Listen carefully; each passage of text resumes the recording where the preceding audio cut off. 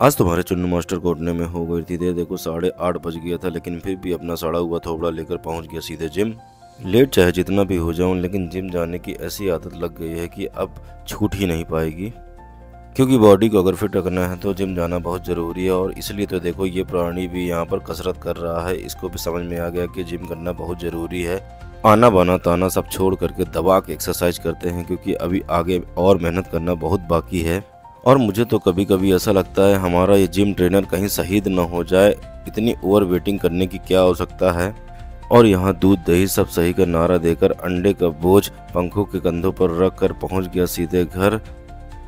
इसके बाद दादी को अपने साथ ले जा रहा था तो पंखो इतना तेज चिल्लाई कि मेरी आत्मा ही टूट गया।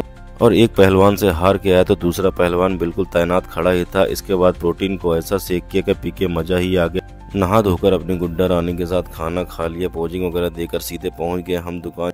ऑफर के कारण दुकान में अच्छी भीड़ हो गई थी, लेकिन भगवान को मेरी दुकानदारी पसंद नहीं आई। इतने ज़्यादा बादल हो गए थे। इसके बाद इतनी तड़तड़ा के बारिश हुई कि मेरी तो दुकानदारी पूरी बर्बाद हो गई।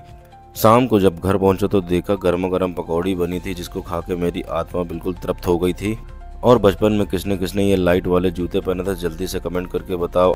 रोड में इतनी ज़्यादा बैरिकेडिंग और सजावट देखने को इसलिए मिल रही क्योंकि आज है मुहर्रम की कत्ल की रात, इसलिए इतनी ज़्यादा भीड़ भड़का है यहाँ पर।